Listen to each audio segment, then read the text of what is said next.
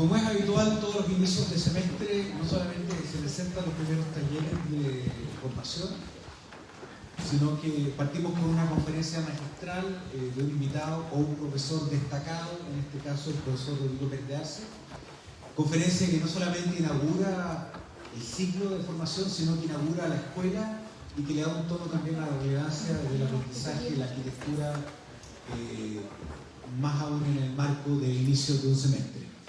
El profesor Rodrigo Pérez de Arce, conocido por muchos de ustedes, es doctor arquitecto de la Universidad Católica, diplomado de la Architecture Association de Londres, es profesor titular adjunto de la Escuela de Arquitectura y ha publicado en diversos medios nacionales y extranjeros, incluyendo libros sobre la Escuela de Valparaíso, sobre vivienda, domicilio urbanos, hecho a mano, el City of Play y una serie de otras publicaciones de permanente referencia en nuestros cursos y talleres.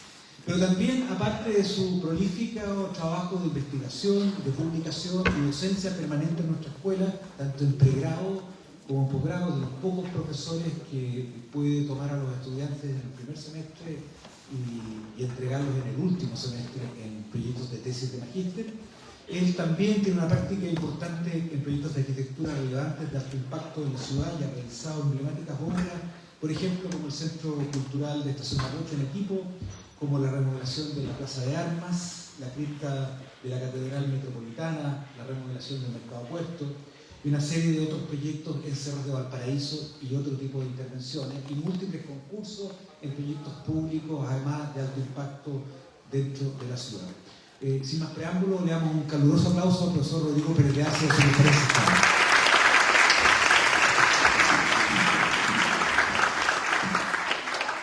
Bueno, muchas gracias y muy buenas tardes. Esta oportunidad quiero aprovechar de compartir con ustedes un hábito del dibujo libre. Eso me llamaría una actividad desinteresada, que me parece particularmente interesante, digamos, al inicio de actividades y especialmente para el contingente de estudiantes que recién se integra a la universidad.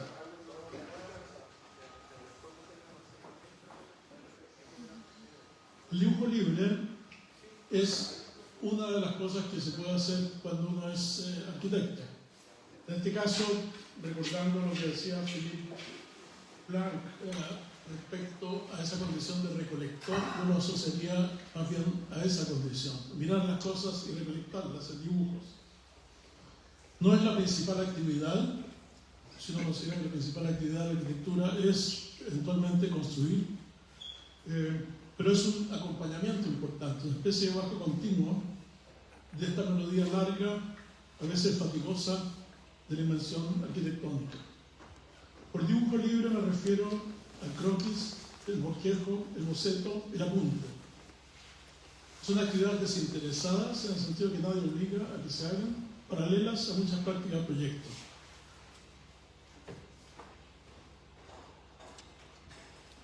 Los dibujos que examinaremos de aquí en adelante no son necesariamente productivos en el sentido que posee, por ejemplo, esta imagen, cuyo objetivo último es la construcción del proyecto. En común con muchos dibujos de proyecto, esta imagen refleja la resultante de muchos dibujos e intentos previos. O sea, esta no se hace de una, esta resulta cuando ya hay muchas cosas resueltas. Digamos que la etapa de avance de proyecto. Es una imagen calculada para el mejor efecto donde la línea corte, la expresión de los planos y un sinnúmero de consideraciones concurren en definirla.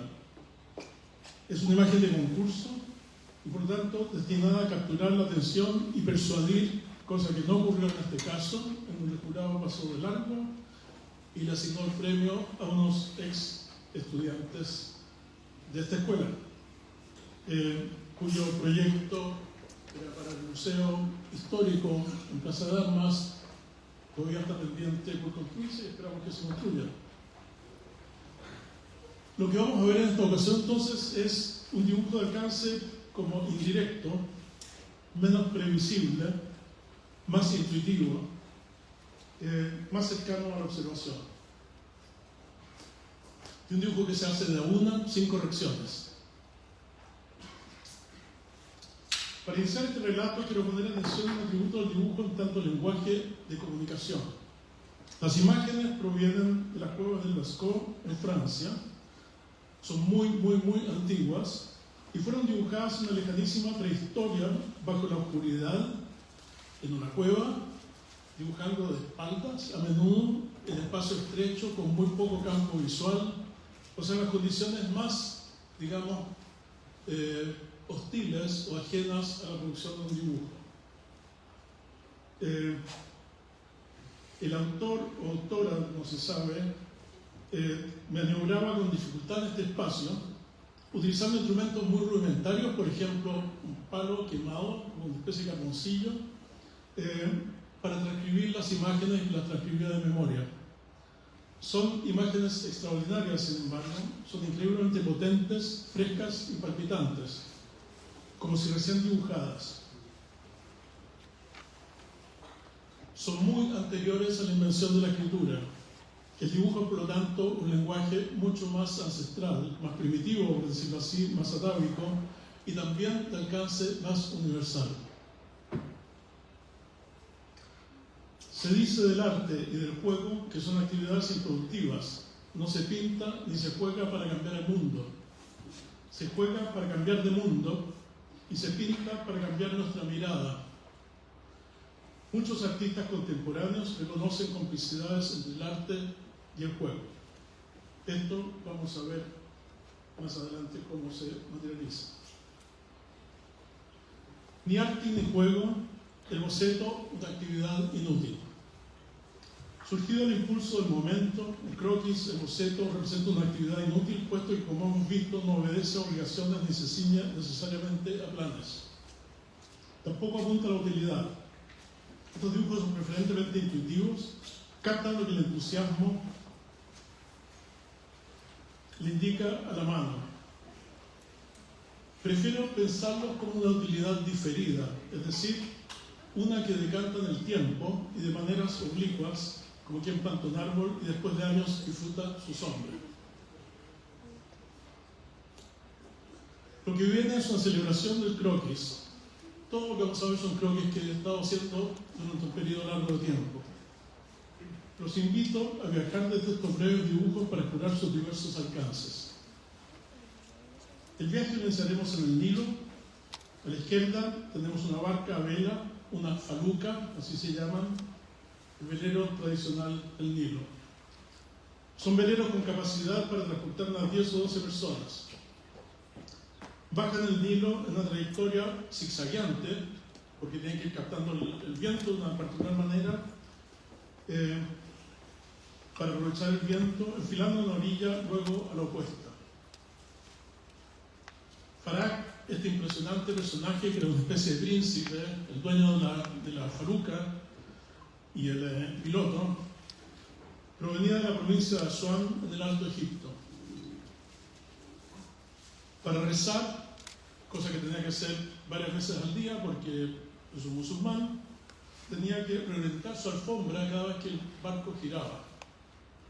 Una operación impresionante, muy cuidadosa, muy solemne, buscando enfilar cada vez hacia la Meca. Viéndome dibujar, este personaje se interesó en mi croquera. Le pedí que presentara su faluca. Su dibujo resultó mucho más revelador que el que yo había hecho. Explicaba en dónde el mío solo mostraba.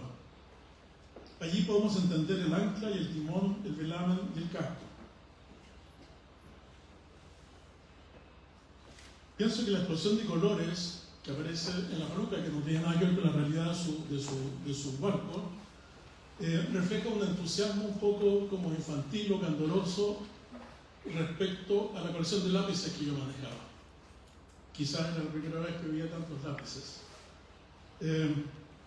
Pero existe esa cosa como de celebración del dibujo. Todo el mundo ha dibujado alguna vez en su vida. Los niños dibujan candorosamente, a menudo explicando más que describiendo, lo que el ojo captura. Así ocurre con los casos de Said Ali, un niño nubio de la misma región de Egipto,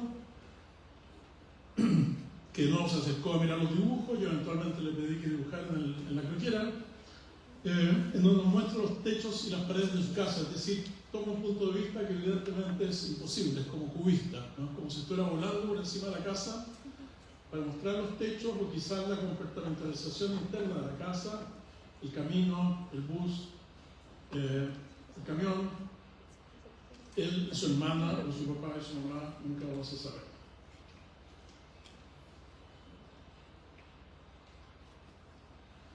Es una suerte de perspectiva móvil.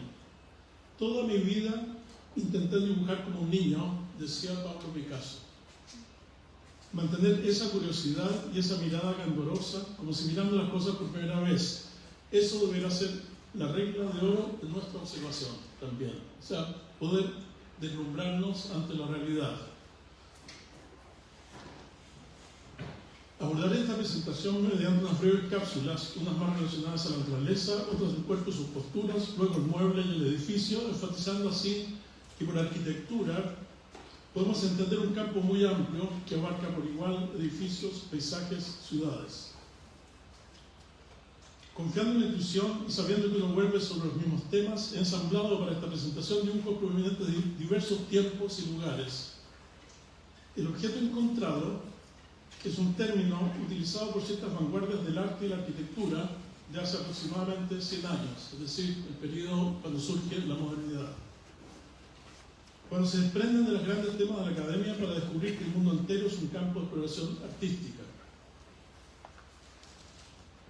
El objeto encontrado ponía en valor el azar, la casualidad del encuentro y una convicción respecto a cierta magia de las cosas comunes y corrientes, como por ejemplo piedras, trozos de madera, fragmentos diversos, cosas recogidas del suelo. Esta presentación es a su modo una hilación de objetos encontrados provenientes de diversas etapas, fuentes y contenidos en un largo recorrido que inicié en esta escuela más o menos hace mucho tiempo, década de los 60, la segunda parte de los 60. Cualquier objeto puede ser un objeto encontrado, de todo se puede aprender. Los apuntes surgen de un diálogo mudo, breve, pero intenso, entre quien dibuja y el objeto. Son de pequeño formato, son dibujos de bolsillo, que recurren a variadas técnicas, en este caso como el lápiz, el grafito, la acuarela, el plumón, el pastel, el acrílico o mixtas. Son selectivos, quieren captar algunos rasgos esenciales. Hay que hacerlos al pulso del momento.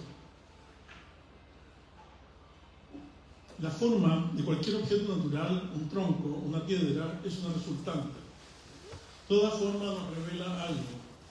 Está en nosotros el aprender qué es lo que contiene esa forma. Si nosotros fuéramos botánicos, por ejemplo, podemos explicarnos este tronco, esta formación, por ciertos procesos generativos. Si estudiáramos otras ciencias, podemos explicarnos también las formas de degradación de la materia, por ejemplo, y entender cómo se llegó a un resultado tan extraño en donde en la mitad del tronco existe una cosa que pareciera una escultura. Mi fascinación es más bien en el orden formal, es decir, sin tener la clave de los procesos que dan origen a estas formas, pero es igualmente fascinante descubrir las razones que llevan a que estas cosas se desarrollen de esta manera. Hasta aquí veíamos objetos sueltos. Desde ahora examinaremos agrupaciones, unas casuales, como son los apilamentos, otras deliberadas, como pueden ser los aparejos de ladrillo o piedra que arman un muro. El apilamiento, que es como un amontonamiento respecto al aparejo, que es una manera calculada de construir paso a paso un muro. La agrupación, sea espontánea, accidental o deliberada, cada pieza busca su acomodo. Un amontonamiento da cuenta de un estado de equilibrio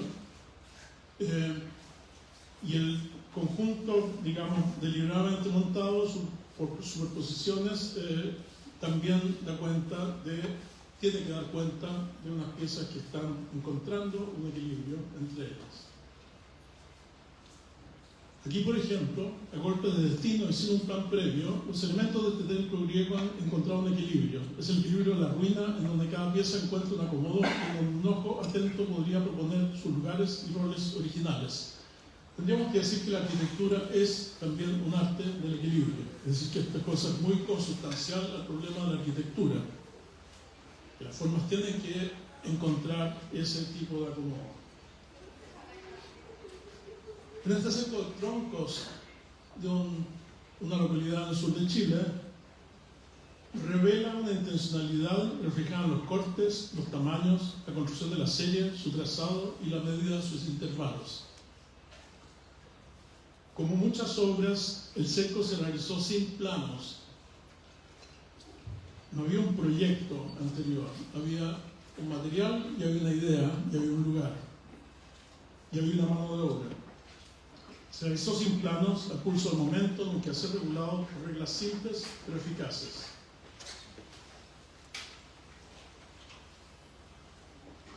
El aparejo, es decir, el cómo disponer piedras o ladrillos ordenadamente para construir un muro, es una técnica ancestral.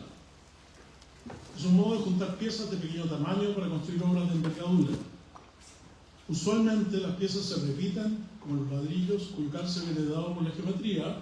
Obviamente, la verdad aislada refleja la lógica del ladrillo, que es ensamblarlo en base a su propia condición geométrica. Pero en el muro incaico, cada pieza está cortada a propósito para encajar solamente de una manera y en un solo lugar. Y esto es muy impresionante, es una manera muy difícil de construir un muro, evidentemente, pero lo tenemos presente en muchas construcciones del Cusco.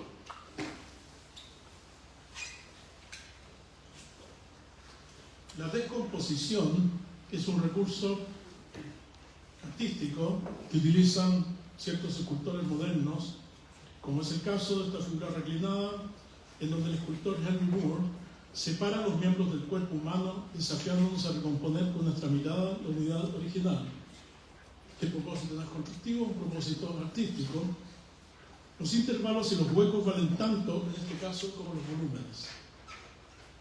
La atención, de alguna manera, se nos va a esos espacios que hay entre las piezas y que recompondrían ese cuerpo humano que en la realidad sería unitario. El arquitecto Le Corbusier era un cultor del objeto encontrado. Creaba conjuntos ensamblando elementos disímiles, unos recogidos, otros labrados, conjugando una armonía compositiva con un perfecto equilibrio. El apilamiento en 4 órdenes debe lograr un equilibrio que es a la vez estático, aquel que asegura la estabilidad del conjunto, pero también su equilibrio artístico, aquel que asegura una armonía en la relación de las piezas. Le Corbusier desarrolló una intensa obra gráfica, pintaba todas las mañanas y dibujaba todas las mañanas y trabajaba en su estudio todas las tardes, que es una producción arquitectónica muy, muy impresionante, por lo tanto una capacidad de trabajo también sorprendente, pero pintaba y proyectaba en esa alternancia. En su obra gráfica está caracterizada por esta trabazón que propone dobles lecturas en donde la relación entre figuras y entramado oscila según la sigamos viendo. Podemos leer como distintas veces consecutivamente, distintas como lógicas dentro de la construcción de estas composiciones. La composición, ustedes pueden verlo, por ejemplo, a la izquierda hay un eje de simetría en los dos sentidos, en campo negro, en campo café, el eje de simetría que separa izquierda y derecha. Digamos que esa pieza, ese dibujo, o pintura originalmente, descansa sobre una ordenación geométrica súper rigurosa, parecida a las ordenaciones geométricas de la arquitectura. En este caso, en cambio, hay un problema de transparencias entre una pipa, una botella, un vaso y otros objetos que se entrelazan superponiéndose. El pintor Luigi Morandi, más o menos de la misma época, fue un pintor de objetos cuya impresionante producción pictórica resultó de manipular, recombinar y mirar con ojos frescos sus humildes objetos. Morandi casi no viajó, casi pasó, lo utilizamos en la pandemia como modelo porque Morandi era una persona que vivía como en pandemia, no se movía de su estudio y contemplaba las botellas todos los días de su vida, y a partir de esa contemplación insistente logra construir un mundo. Morandi dispone las figuras unas junto a otras, como el cerco que vimos anteriormente, y al igual que en el cerco que vimos anteriormente o la figura de Henry Moore, los intervalos entre figuras cobran muchísima importancia. Cada asociación de piezas activa diversos juegos formales en donde el blanco de la hoja o el lienzo del original juega una función plástica tan plena como las áreas coloreadas. Vemos la botella, pero tenemos también la contrahuella de esa botella en un fondo negro, por ejemplo, o en el espacio que media entre las dos botellas que leemos como figura. Este conjunto de capillas en la isla del mar Egeo da cuenta de los sistemas de agrupación en donde las unidades se arriman unas junto a otras como en las botellas de Morandi. Quizás producto de un solo impulso, es decir, quizás construidas una sola vez, o quizás construidas a lo largo del tiempo por sumatoria, durante los años. Eso no sabría cómo explicarlo, pero hay una lógica asociativa muy transparente, y hay una lógica compositiva también que permite que estas piezas añadidas formen siempre conjuntos armoniosos. Acá tenemos en cambio un caso de asociación de piezas. Recuerden que comenzamos con las piezas sueltas, con la piedra, y estamos hablando de conjuntos que han nacido del ensamblaje de nuevas piezas a construcciones antiguas. El caso del Palacio Madama, por ejemplo, que tenemos aquí al lado izquierdo, un palacio en Turín, mitad castillo, mitad palacio. Evidentemente que la parte de adelante es un agregado posterior, la parte de ladrillo es la parte más antigua. O la iglesia de la Consolata en la misma ciudad, en donde el torreón es muy antiguo, es románico, la iglesia es barroca, y la iglesia en sí también se fue construyendo por partes.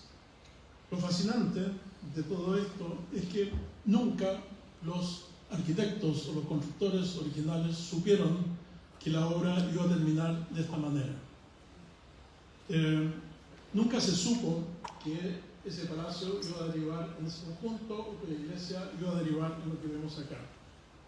Esta manera de crear obras como una especie de posta en que se va pasando la posta de uno a otro, quizás cobre relevancia hoy en día a la luz de las inquietudes que se tienen con los temas ecológicos, en donde el aprovechamiento de lo que existe cobra mayor urgencia que lo que podría haber tenido hace algunos años. El collage, la repetición, se pueden generar conjuntos de un sello propio, como es el caso de este edificio colectivo en Valparaíso, que obviamente es un ejercicio especulativo, la verdad, una especie de divertimento. Imaginamos como si armando un barrio. ¿Sí? A partir de una pieza, buscar una manera de ensamblarla para construir un conjunto. Ya se han dado cuenta que la charla tiene un desarrollo bastante libre. Estamos incursionando por distintos lados y estamos dejando también a la mente de ustedes, a la imaginación de ustedes, establecer conexiones que quizás no se hacen evidentes en lo que yo estoy describiendo. Pasamos a las orillas y roqueríos como ensamblajes. Hasta aquí las piezas y sus ensamblajes. Volcando nuestra mirada hacia el paisaje, examinaremos brevemente unas orillas, esos lugares memorables que contienen un breve trecho de su perfil suelos y ecologías muy diversas. La orilla es un espacio donde uno camina 50 metros desde donde choca la rompiente contra la roca hacia el cerro y se encuentra con condiciones ecológicas, condiciones palpables, materiales también muy distintas, que configuran unos notables ensamblajes de loqueríos, plantas y vida orgánica. La marea y el oleaje hacen de la orilla un escenario cambiante. La luminosidad, la fuerte resolana, la temperatura, la humedad ambiente, la salinidad y el ruido del oleaje añaden potentes cualidades a este escenario que hemos registrado a contraluz. Mirando hacia el mar con la luz de espaldas a la escena se nos revelan otros juegos de relaciones con esta suerte de archipiélagos rocosos emergentes sobre la superficie calma y plateada de las aguas. La ausencia de trazas humanas dificulta apreciar las medidas de este escenario. En este recorrido por el litoral giraremos nuestra mirada desde el horizonte marino hacia las primeras cumbres. Pero antes de hacer eso, vamos a ver el efecto de la intervención en la condición natural, como el roquerío de las orillas, como es el caso de las esculturas que el escultor vasco Eduardo Chillida instala en San Sebastián, al norte de España, modificando para siempre la percepción del espacio, de su escala, de las relaciones entre determinadas piezas. Basta entonces un conjunto de esculturas, como bastaría una pieza de arquitectura para modificar las relaciones que vemos en el espacio, para crear como un foco de atención y para establecer tensiones que el espacio natural no nos estaba dando de esa manera. Las piezas nos proponen una suerte de coreografía, invitándonos a caminar para apreciarlas. Según nos movemos, vamos explorando las relaciones cambiantes. Cada una de estas formidables barras de hierro fue torcida hasta encontrar su forma definitiva. Y la genialidad Chillida, entre otras cosas, es que nos hace sentir como que todo esto fue súper fácil. En realidad,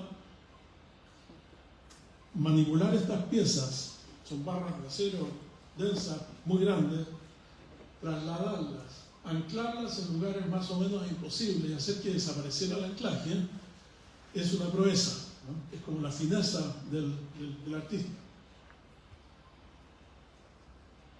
A veces las formas naturales captan el ojo también, como puede ocurrir con las esculturas. Una roca, por ejemplo, que a veces la gente les pone nombres y se transforma en lugares que son hitos de los lugares porque son reconocibles y tienen una característica parecida. Las rocas, al igual que los troncos, también registran procesos que un geólogo o una escultora podrían explicar en función de sus orígenes, por ejemplo, por sedimentación, o compresión, o enfriamiento, o su transformación por efecto de los agentes externos, el agua, el viento, el sismo o alguna otra causa. O sea, las formas que vemos, las formas encontradas, son el producto de cosas que ocurren en torno a ellas. Y solo sería necesario saber leerlas para poder construir la historia de qué es lo que ocurrió en ese ambiente. Tornando nuestra mirada hacia el cerro, percibimos la vegetación. Todo esto es un sector muy chico del litoral costero aquí en la zona central de Chile. Típicamente encontraremos pinares o eucaliptus en las primeras cumbres. Ambas son especies introducidas que contribuyen a la identidad y experiencia de los balnearios. Hoy están siendo cuestionadas por razones ecológicas y por su apropiación al fuego. El paisaje habría que entenderlo también como un lugar de acuerdos, también en la dimensión política. Por ejemplo, cuando la gente dice hay que sacar los pinos o sacar los eucaliptus porque no pertenecen al lugar, son invasivos, tienen todos los atributos como negativos y además se queman con facilidad, está en juego una disputa, o eso da origen a una disputa eventualmente también de connotaciones políticas, en que hay que decir qué es lo que hacer. Hay que establecer cuáles son las normas aceptables para una cierta comunidad respecto a su paisaje. El horizonte marítimo juega en esta localidad con el horizonte de cumbres y cultivos una relación de estratos muy diferenciados desde las rocas sumergidas hasta los suelos fértiles y las primeras cumbres, A eso nos referimos cuando decimos que en un trecho muy pequeño existe una diversidad extremadamente grande. Los árboles en este caso están oxidados por efecto de la salinidad ambiente.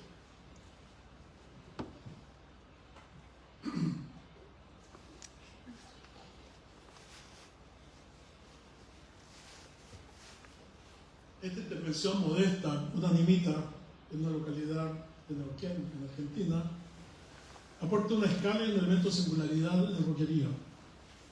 Un poco como lo hacen las esculturas de Chillida sobre las rocas, o sea, aparece la nimita y aparece el sentido de la escala. Basta una pequeña pieza para crear un centro e instaurar una medida. Estamos acá, obviamente, frente a un caso absolutamente canónico de la arquitectura, el Acrópolis, la llamada ciudad alta de Atenas, que se asienta sobre una roca. La roca, los muros y los templos definen sus estratos, muy marcados, o sea, hacia abajo, un roquerío muy grueso, como las rocas de la costa central chilena, luego un sistema murario también grueso y muy monumental, muy potente, y luego los templos que son de una fineza extraordinaria. El conjunto se fue definiendo en el tiempo.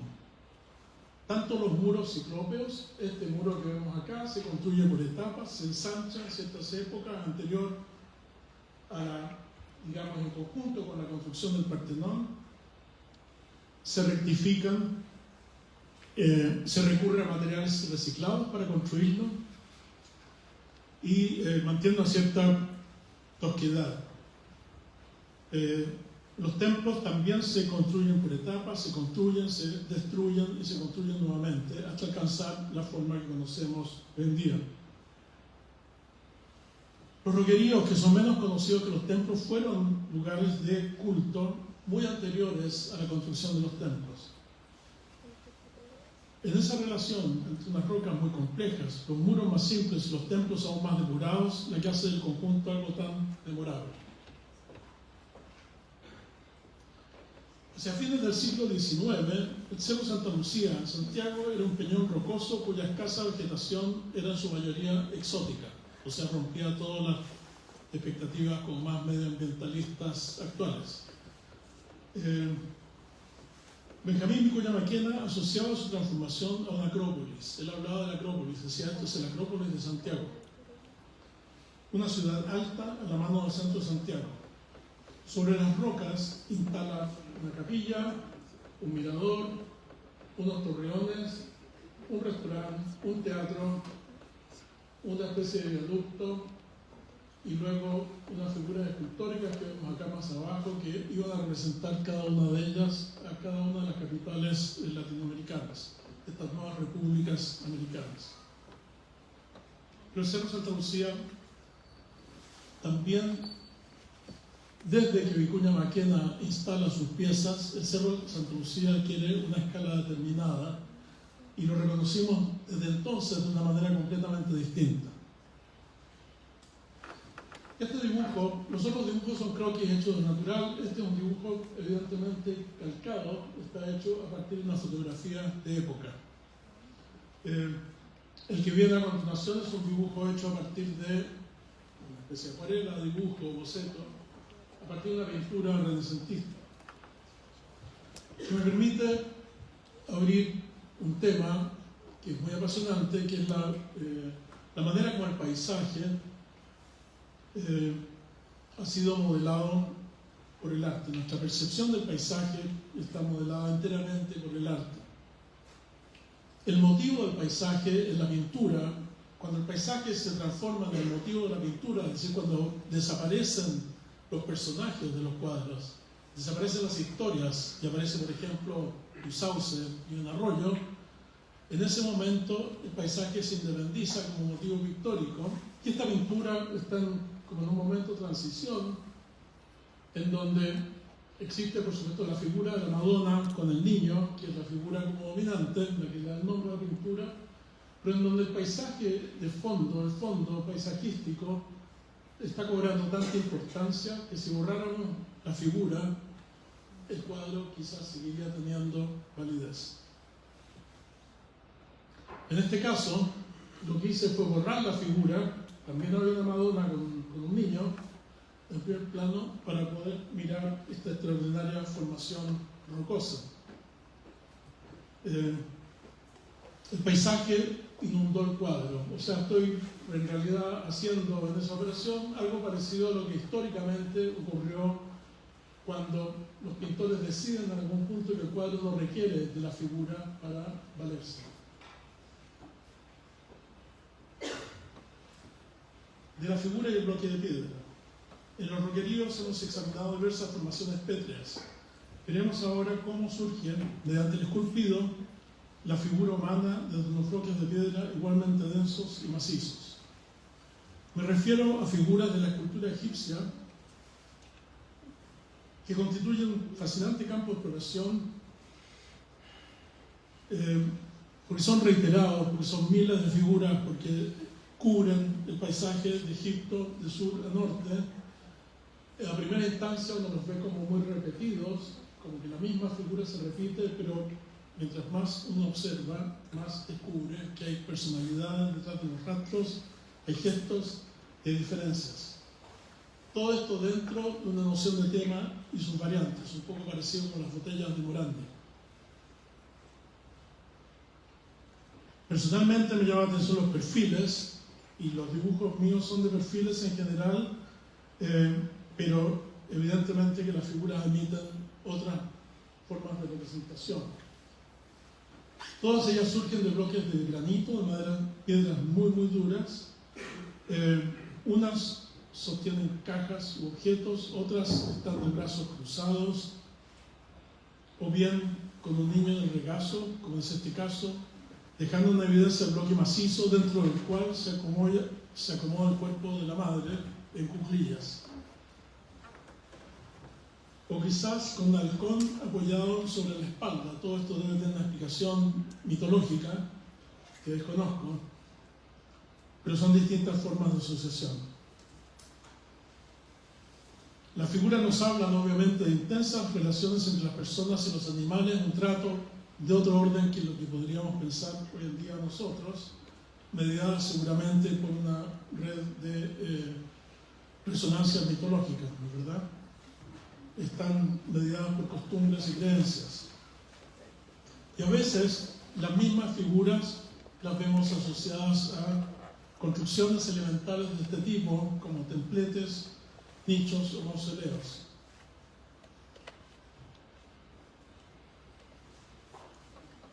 El recorrido del río revela una y otra vez figuras del mismo orden que se van desarrollando a distintas escalas, en distintos parajes, en distintas combinaciones.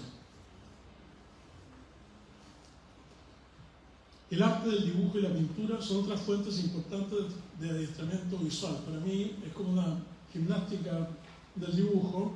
Quizás no tiene mayor trascendencia que eso, pero es muy desafiante el dibujo del rostro humano, muy fascinante también como tópico pictórico, y es un género pictórico muy desarrollado. Aquí tenemos dos imágenes de Rembrandt. La de arriba es el pintor joven. Él pintó muchos autorretratos, y es muy impresionante ver la vida de Rembrandt a partir de los retratos que se pintó sí mismo. Y abajo una imagen más fictiva, digamos, que describe una escena bíblica. La de arriba, el original es un óleo, el original de abajo es un grabado. Y este tiene este manejo de la punta fina, de la punta seca, que es muy extraordinario. Cada cuadro es un proyecto. De alguna manera, estos no son bocetos, son proyectos donde hubo que decidir problemas como la luminosidad, la expresión, el encuadre, el registro cromático, etc. La pintura del retrato se rige por convenciones pictóricas que establecen, por ejemplo, los gestos más adecuados y si los fondos se anulan mediante planos neutros o se activan mediante la descripción de un paisaje. De estas pinturas venecianas, por ejemplo, evidentemente que la preferencia es el perfil y el paisaje neutro. Pero hay otras pintoras donde la preferencia es la mirada como la de la Rembrandt que vimos antes en ángulo y donde los fondos quizás son muy activos. En la pintura de Velázquez, el conde duque, que es este personaje tan impresionante, está arropado de vestimentas muy pesadas. Lo sabemos aquí como una pesantez en el gesto. Las indumentarias seguramente responden a condiciones seguramente muy fríos, un poco como el auditorio. Las bailarinas de Degas nos transmiten en cambio el sentido de ligereza de unos cuerpos que están dispuestos a la acción. O sea, en el trato de estos cuerpos femeninos, en la vestimenta que tienen, uno puede incluir el baile, ¿no es verdad? El pintor Paul Gauguin examina en el ambiente exótico de Tahití los caracteres, momentos y ambientes locales. Las construcciones son livianas y elementales, escasean los muebles, el suelo ofrece superficies de apoyo, el aire fluye libremente por estos interiores ventilados. La figura humana nos ofrece cabos de proyecto. En los gestos corporales, por ejemplo, si estuviéramos sentados sobre el suelo, nuestro horizonte visual es distinto que si estamos sentados sobre una silla. Y por lo tanto, la manera como percibiríamos este espacio es distinto que la manera como lo percibimos sentados sobre muebles. Pero la figura también nos da ciertas claves respecto a las posibles relaciones entre personas, sus ambientes, o entre personas y otras personas. Desde ellas podríamos hipotéticamente construir un proyecto, un recinto, a partir de esa conversación, por ejemplo. El mundo en cuclillas es distinto que el mundo atiborrado de muebles pesados desde donde venía Gauguin. Pensemos siglo XIX, especialmente en un siglo de amoblamiento excesivo. Y encontrarse con este mundo en donde los muebles casi no existían, donde la temperatura por supuesto era muy favorable, donde el aire circulaba y donde existía esta libertad de acción corporal, debe haber sido algo extraordinario. Los espacios en esas condiciones son muy multifuncionales. Insistir sobre una misma imagen mediante diversas técnicas o esquemas cromáticos es una forma de entrenamiento visual. Otra gimnasia del dibujo, si quieren. Cada técnica abre cierto campo de posibilidades. Este dibujo lo hice, yo creo, entusiasmado simplemente por la fineza de Rodin en captar el cuerpo, la, digamos, postura para nada obvia de la mujer y la extraordinaria expresividad que tenía el original. Aquí tenemos a Le Corbusier en uno de sus estudios de desnudos. Todas estas, por supuesto, son transcripciones, el original mucho mejor que este, pero si recuerdan este, a lo mejor pueden ir a buscar el original. La pintura da cuenta de los diversos giros que va tomando la sociabilidad entre las personas. Cuando surge la moda de los balnearios de mar, la playa inauguró nuevos hábitos y formas, junto a equipamientos novedosos como sillas sueltas, informales para recostarse en la arena y colapsables, digamos, como sillas colapsables. Las indumentarias son más sueltas y como que aparece una cierta informalidad.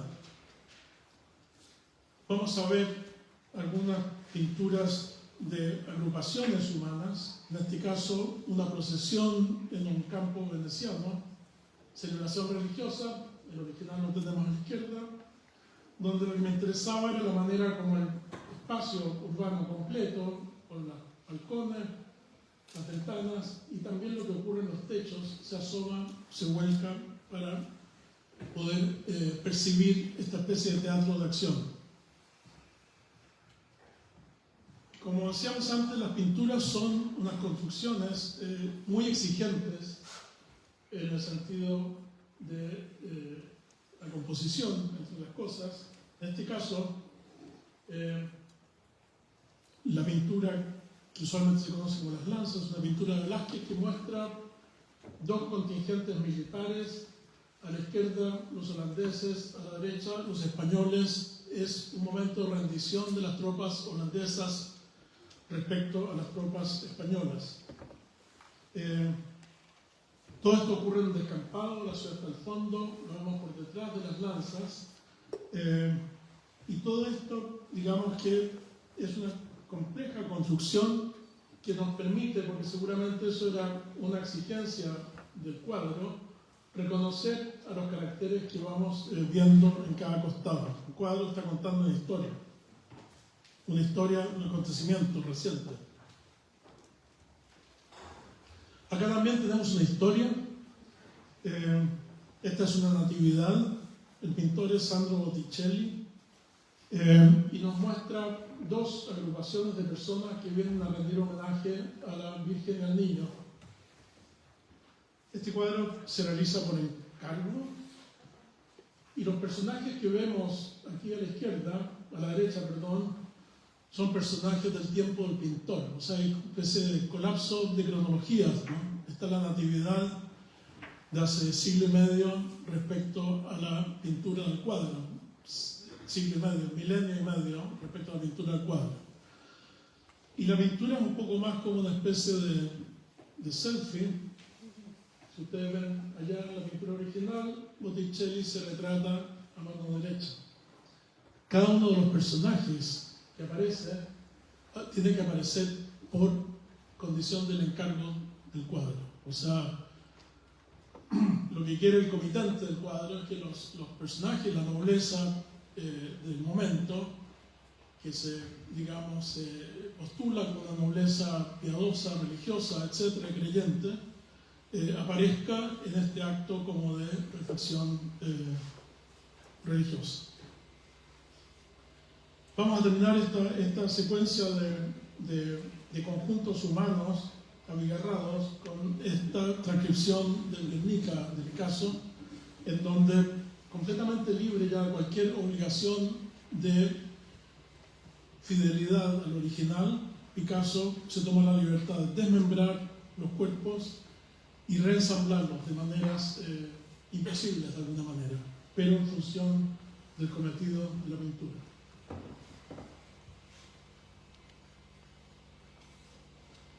La indumentaria nos habla de ciertos hábitos y visiones del mundo. La armadura, que surge del imperativo funcional, plantea fascinantes dilemas en cómo forrar un cuerpo humano en láminas, placas, sin obstruir sus acciones y maniobras en campo de batalla. Este sería un fascinante ejercicio corto para una escuela de arquitectura. ¿Cómo construir una armadura? La armadura conjuga la manipulación del metal, la articulación de los puntos en donde hay que mantener el movimiento, la regulación también de la respiración de las personas, por ejemplo, el peso, la funcionalidad y calibrando todo esto es imposible como síntesis, ¿no es verdad?, en un objeto operativo. Todo esto surge, es evidente, en un momento en que el camuflaje, la idea de ocultarse, mimetizándose con la naturaleza, no existe. Y al revés, existe una cierta idea de que mostrarse con todos los colores representativos de ese contingente es un imperativo de la batalla. Hay, por lo tanto, un juego, en este caso, de los cuadros de Uccello, entre el ocultamiento, la protección, más bien que el ocultamiento y el impacto visual. No es fácil resolver los dilemas técnicos y formales que plantean estas piezas, que deben ajustarse al cuerpo articulándose para facilitar los movimientos. Pensemos, por ejemplo, el personaje enlatado aquí abajo.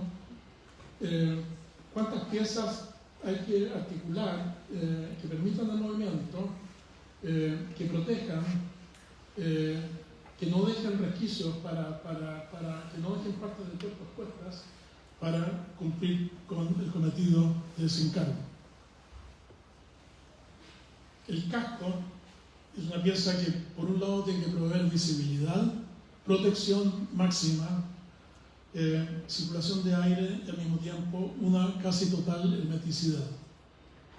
La armadura se extiende también al caballo, que lo podemos ver aquí cubierto en su pecho y la cabeza. El despiece de la armadura es un juego de articulaciones, refleja los miembros y partes del cuerpo humano. Lo podemos apreciar hoy en día observando las protecciones plásticas que utilizan nuestros locales fuerzas especiales de la policía, los llamados tortugas ninja. El plástico obviamente es mucho más liviano, pero la lógica de la policía es bastante parecida a las lógicas medievales.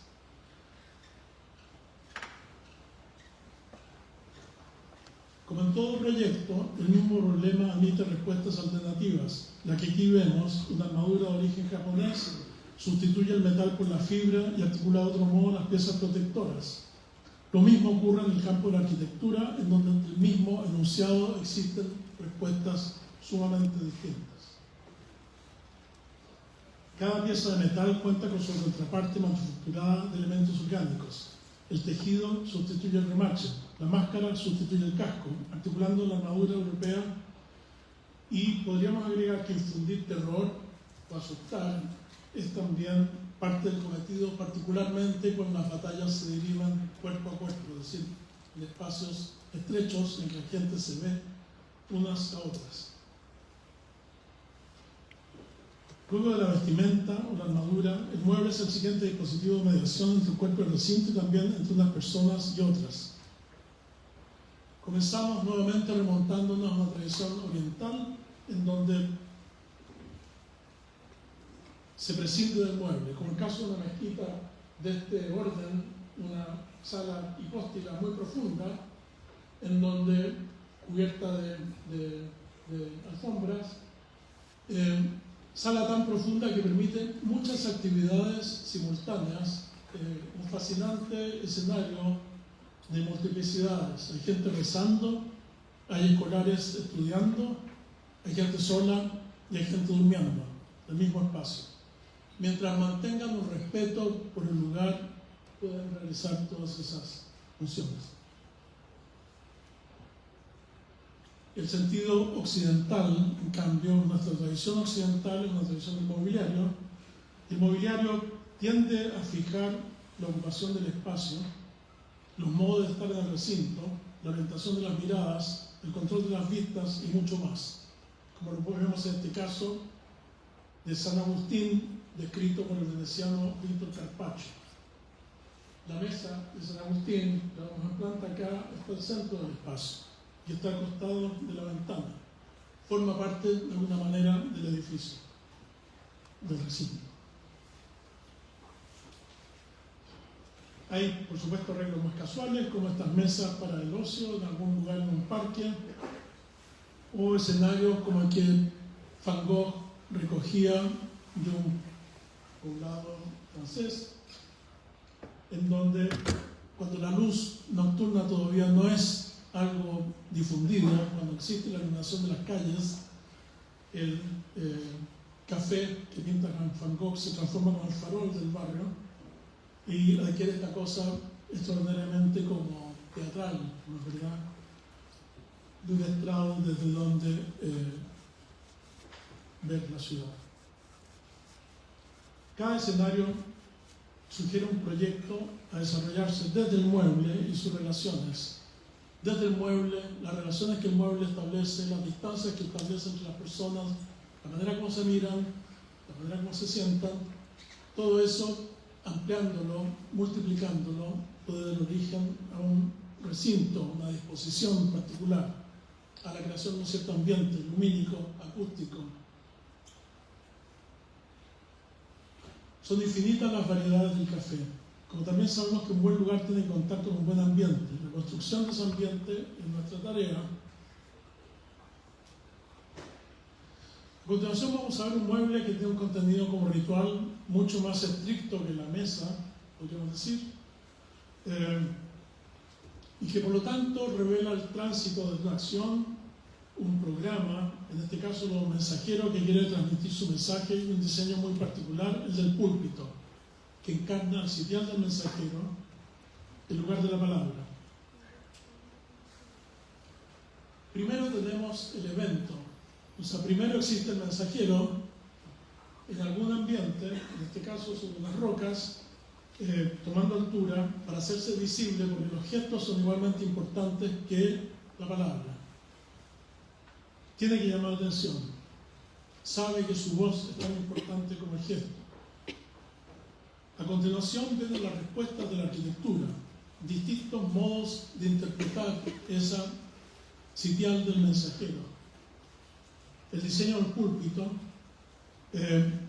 la búsqueda de un lugar apropiado, de la altura apropiada, la distancia justa, que tiene que conjugar un tema de visibilidad con el tema de poder hacerse oír. En espacios que por supuesto no tienen amplificación. Todas estas piezas están intentando responder a esa ecuación de distintas maneras. Las cubiertas pueden ofrecer apoyos acústicos. Estos muebles plantean a veces desafíos estructurales, un poco como las esculturas de Chillida. El techo que está a punto de caerse está empotrado en el pilar, de una manera invisible, bastante notable. A veces se producen estas fusiones entre el mueble y la columna, es decir, entre la preexistencia, el edificio, la serie de columnas, una de esas columnas queda atrapada por el púlpito que lo transforma. El púlpito está buscando una ubicación dentro de una nave larga que sea la óptima para poder crear las condiciones para la prédica. Acá lo tenemos en la Basílica de San Marcos, un púlpito más complicado. Desconozco la razón de este doble orden, de estos dos pisos, a lo mejor hay un coro abajo y otra cosa arriba, pero se establece justamente el crucero de la iglesia. Y acá lo tenemos en la iglesia protestante, cuando se divide la iglesia, cuando aparecen las iglesias protestantes, la palabra en la iglesia protestante adquiere un valor muy superior al que tiene en la iglesia católica. Desaparece prácticamente el altar y el púlpito se transforma en el centro de la iglesia. Es decir, a partir del púlpito se organiza el espacio ritual.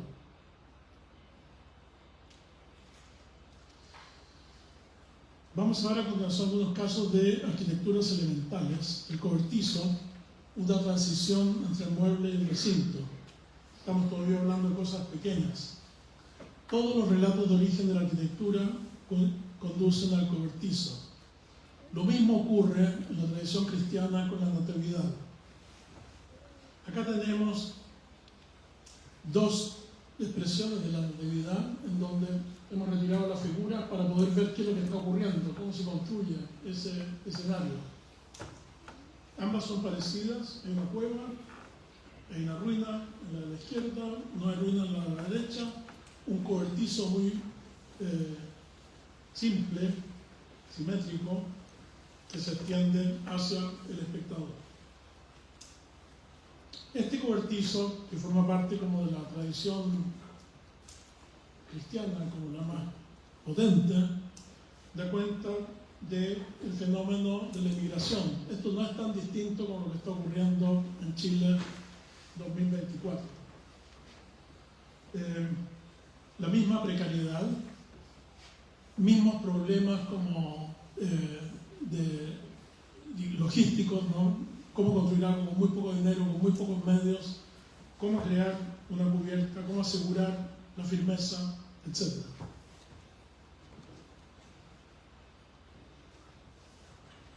Si recorremos, estos son del Valle del Elqui, son estructuras tejidas que permiten la ventilación, son muy livianas y sugieren afinidades con la cestería, ¿verdad? O sea, está muy visible la operación manual en la construcción de estos trenzados. Estos casos nos hablan de vidas precarias. No quisiera yo con esto que se entendiera lo que estoy mostrando como una celebración de la pobreza. Si por pobreza entendemos que la gente que vive aquí es muy pobre, y eso es así. Pero quisiera entenderlo más bien al revés. Cómo una gente muy pobre, es decir, que tiene muy poco dinero, es capaz de resolver problemas complejos con muy pocos medios. Y en eso no hay pobreza, hay una cierta riqueza, digamos, de los medios que utilizan, del ingenio.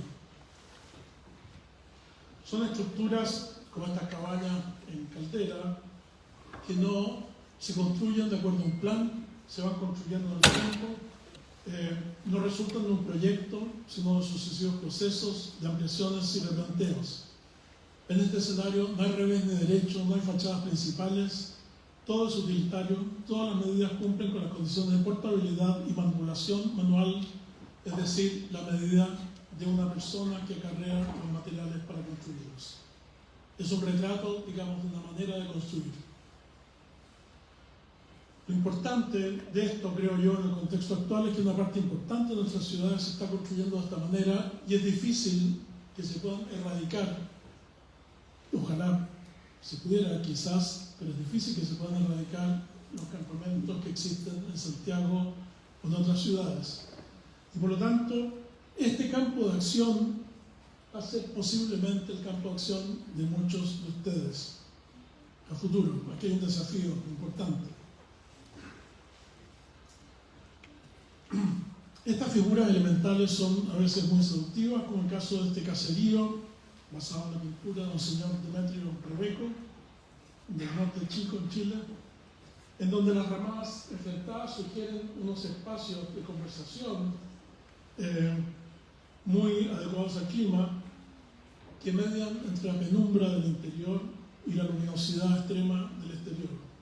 Pensemos que el exterior en este caso es además el espacio donde los campesinos trabajan todo el día. La ramada ofrece una especie de refugio. La distancia entre la ramada es muy sugerente de lo que puede ocurrir entre dos grupos humanos que están colocados en esa disposición. Acá una pintura italiana del Renacimiento, una imagen de Giovanni Ballini, el éxtasis de San Francisco. El santo aparecería aquí a la izquierda, pero lo que me interesa es esta especie de ramada que se construye en San Francisco con su escritorio inclinado para leer un libro muy pesado, para Calavera que lo mira cada vez que lee el libro, porque esa es la actividad más importante que desarrolla, y luego hacia adentro la cueva donde seguramente está su lecho y algunos utensilios.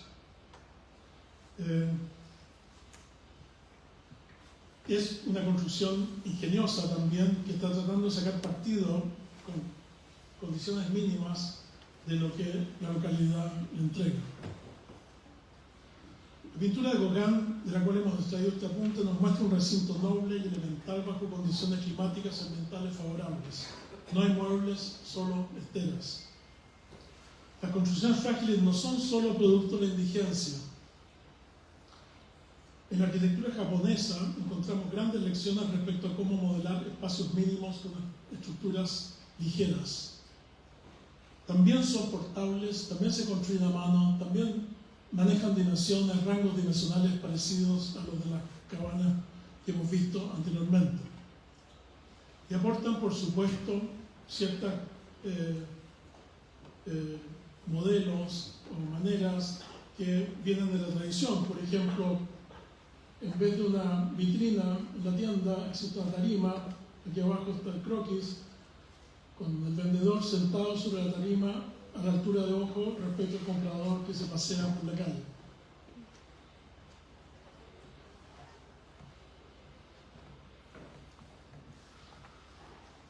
En esta arquitectura es fascinante que la relación entre los objetos más chicos, el recinto, el mueble, la calle, son graduales. O sea, todas las escalas están presentes, de las cosas más pequeñas a las cosas más grandes. Los materiales son extremadamente sencillos, pero la mirada que los manipula es extremadamente sofisticada. O sea, no hay nada acá que no pudiéramos encontrar con relativa facilidad entre los postes de madera, irregulares, las piedras, etc., en cualquier lugar. lo que hace que esto sea un lugar excepcional es la manera como se disponen las piezas. El cuerpo y la cápsula. Similares relaciones ajustadas en el cuerpo envolvente revelan las cápsulas de alta tecnología, alcanzando niveles de gran sofisticación. Los diseños que examinaremos a continuación maniobran en campos de medidas similares a los cobertizos recién examinados. Nos movemos aquí, obviamente, siglo XX, siglo XXI, la cabina del avión, en donde todo se conjuga. El fuselaje con la disposición de los interiores, la máxima capacidad con el confort, la libertad de las piezas con su firmeza. Estos espacios optimizados distribuyen sus funciones ocupando suelos, paredes y cubiertas para la circulación, el acomodo de pasajeros, el almacenaje y los dispositivos de aire, sonido e iluminación, todo al interior del cilindro del fuselaje. Las dimensiones son parecidas a las de los cobertizos que hemos visto, parecidas también a las construcciones japonesas que hemos examinado. Todas las piezas obviamente están optimizadas desde el punto de vista de su funcionalidad, del confort, del peso, de la resistencia. Y la cabina es por lo tanto una especie de ecuación perfecta entre condiciones que a primeras uno diría son imposibles de conjugar.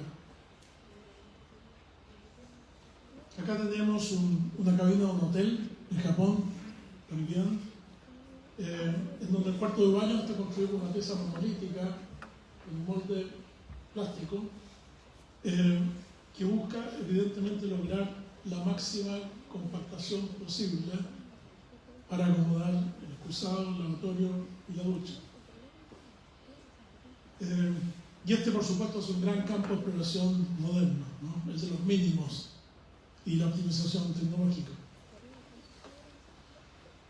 Retornando al paisaje y la vegetación, abordaremos a continuación ciertas consideraciones acerca del árbol, sus agrupaciones y eventualmente su incorporación a la ciudad. Al igual que las esculturas de Chillida, este árbol solitario dota al paisaje de un sentido de escala. Lo quitamos y de alguna manera desaparece esa medida. El pintor uruguayo Pedro Figari nos muestra los monumentales ombúes pampeanos como refugios y lugares de convocatoria. Hay una gran tradición del árbol como lugar de convocatoria. Gran tradición del árbol también como símbolo de la comunidad. En La Pampa, donde no hay nada, el único lugar de sombra, el único monumento de La Pampa, como dice Figari, es el ombú. Acá, una condición más prosaica, en un valle chileno, en donde bajo esa mancha café había unas 40 50 cabezas de ganado descansando. O sea que también hay una intuición respecto a cómo usar el espacio de sombra. Nuevamente, insistir en que las técnicas o la insistencia sobre un mismo tema es una manera de adestrar la mano y de descubrir distintas realidades a partir de una misma realidad. Aquí tenemos la misma figura contextualizada. Ese tronco doble en realidad pertenece a un bosque. Y la figura, nuevamente, si la leyera una persona que entendiera de botánica y de ecología, explicaría esta figura como una suerte de resolución, una competencia entre las distintas especies por asomarse al sol y por asentarse en la tierra. Dibujar árboles es como dibujar figuras humanas con sus infinitas variantes. Al igual como lo hacíamos con la figura humana, la insistencia sobre un mismo motivo revela la riqueza del motivo, tanto como la riqueza latente en los sistemas de representación. El árbol urbano contribuye a enriquecer el espacio y mejorar las condiciones ambientales. El nacimiento del Boulevard en París, hacia 1870, marca la incorporación masiva del árbol al escenario de la calle. Estos corredores verdes cruzan la ciudad. Las imágenes que provienen de pinturas de Roger Caillebotte muestran los bulevares cuando están recién instalados. Los bulevares se instalan con árboles replantados que ya ven de un cierto tamaño. Los personajes muestra el pintor, está pintado desde su propio estudio, que está en un piso 10º o 12º. Observan estas formaciones urbanas desde lo alto, desde fuera, por sobre el follaje. Pero tiene que haber sido extraordinario ese momento en que la ciudad se inundaba de árboles, como con un río de árboles. Desde el simple alineamiento surgen arquitecturas urbanas de gran impacto. La avenida arbolada ofrece múltiples potencialidades. Como en este caso en Turín, en donde podemos leerlo como una especie de sistema de capas, de superposiciones entre los edificios y las líneas de plátanos orientales. La repetición, la ley de orden que regula el sistema sugiere afinidades con el lenguaje clásico de las columnatas. La disciplina del árbol en la ciudad, a distancias regulares, en formaciones geométricas y con especies de monocultivo, tienen bastante que ver con una idea clásica de la arquitectura. En este caso, que imagina el arquitecto Tony Garnier, él descubre un villorrio de pescadores en alguna región de Francia que se cobija a la sombra de los pinos, como lo vemos en la imagen superior. Y en su diseño para la ciudad industrial, muy pionero, como comienzo del siglo XX, utiliza la misma formación de pinos, como bien hace un Photoshop, para demostrar la noción de una ciudad que vive bajo la sombra del árbol, para lograr esa misma conjunción como virtuosa entre el árbol y la vida urbana. Si observamos el paisaje, descubriremos sistemas elementales de gran consecuencia. Es el caso de los cercos cuando configuran sistemas lineales y tramas. En zonas rurales, como el caso de esta, es común construirlo con materiales disponibles. Es una manifestación de lo que hoy llamaríamos una economía circular, es decir, todo lo que se utiliza para construir el cerco proviene del potrero. Según esa premisa, los cercos serán de piedra, en donde abunden las piedras en el suelo, y de troncos, en donde se despeja el bosque para abrir una pradera. Un paisaje del altiplano boliviano cruzado por picas de piedra es una labor titánica por despejar los suelos y configurar las áreas de cultivo o control de ganado. Acá estamos, en cambio, en paisajes sureños de Chile, en donde los cercos son evidentemente de madera, y manifiestan como las primeras acciones de toma de posición del paisaje o posiblemente captura del paisaje de parte de otros habitantes ancestrales. Estos son cercos japoneses. La imagen está traída de un grabado que tiene un acontecimiento, digamos, complejo descrito en los primeros planos, pero lo que me interesó es la manera como se teje el cerco con el arbolado. Quizás los árboles, ocurre a veces que los árboles se plantaban para marcar posesiones, eran hitos, que no eran solamente relictas, digamos, especies de relictas que quedaban relegadas a los bordes del potrero. Pero la planta muestra la relación entre árbol y cerco, que la vemos acá de una manera distinta en este cercado muy, muy rústico para las ovejas, que mirado de una manera más abstracta define dos campos, uno con el árbol adentro, el otro con el árbol en el perímetro. En un sentido infinitamente sofisticado, el famosísimo jardín Zen de Ryokan-ji en Kioto es en realidad un jardín rodeado de un tapial de barro, teñido de un color muy extraordinario, que contiene esta especie de océano de piedrecillas con las rocas y los musgos dispuestos en su interior. Acá abajo tenemos el perfil. Las personas no pueden pisar ese patio, es un jardín de pura contemplación, y por detrás del cerco se asoman los árboles del predio.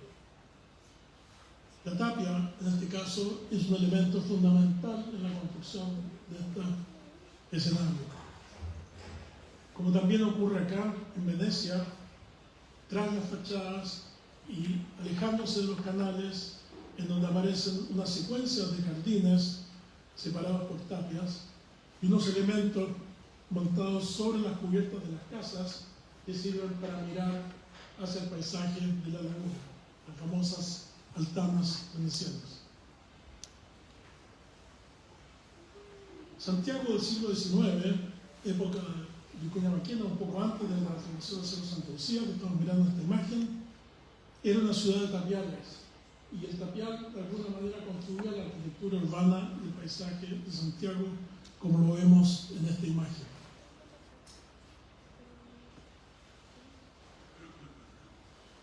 Vamos ya a cerrar luego.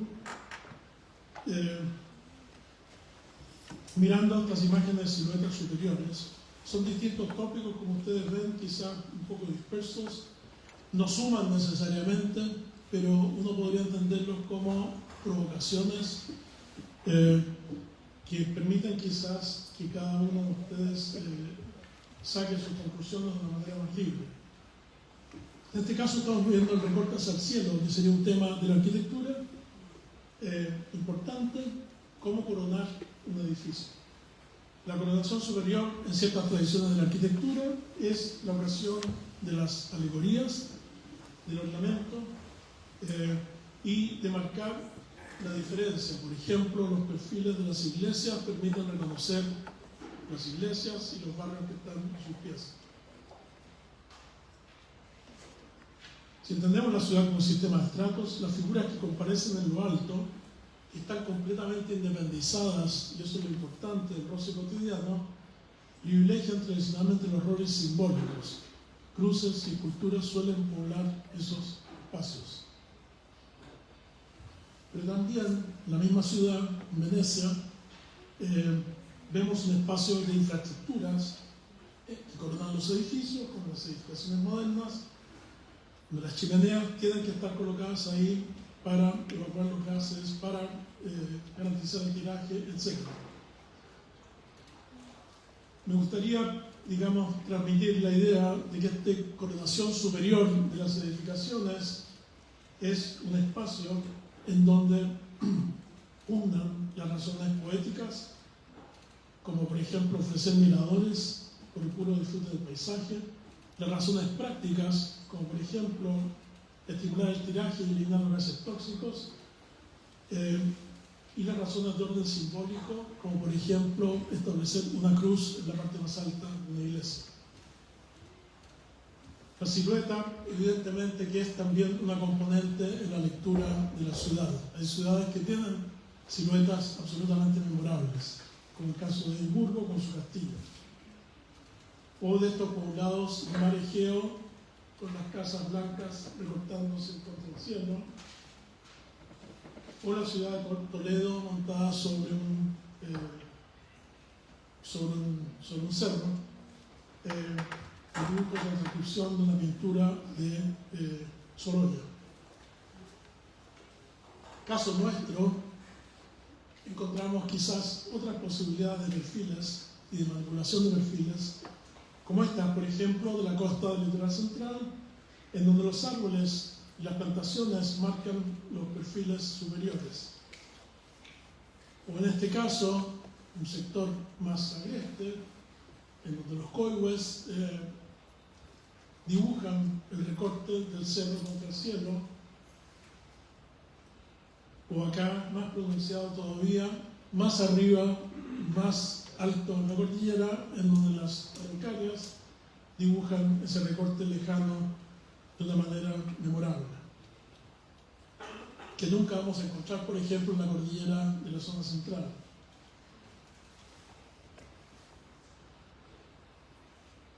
Es por algo que nosotros nombramos las cumbres de los cerros. Las cumbres son los perfiles superiores del territorio y son elementos identitarios y elementos de orientación. Son también desafíos, ¿no es verdad?, que invitan a conquistarlos.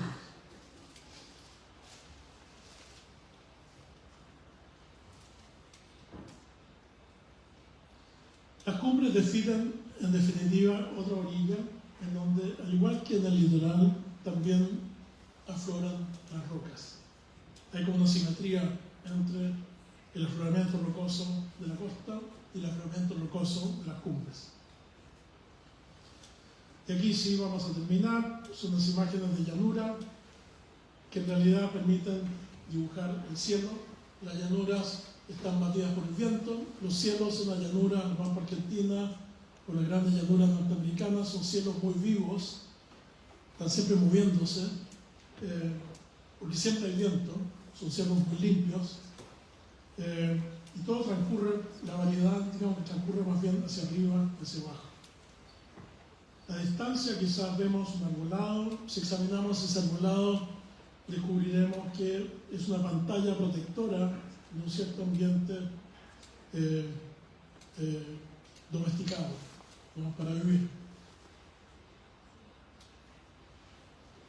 Pero en la planicie también el cielo se nos abre de plano a plano, cosa que para nosotros en Chile es muy extraordinario.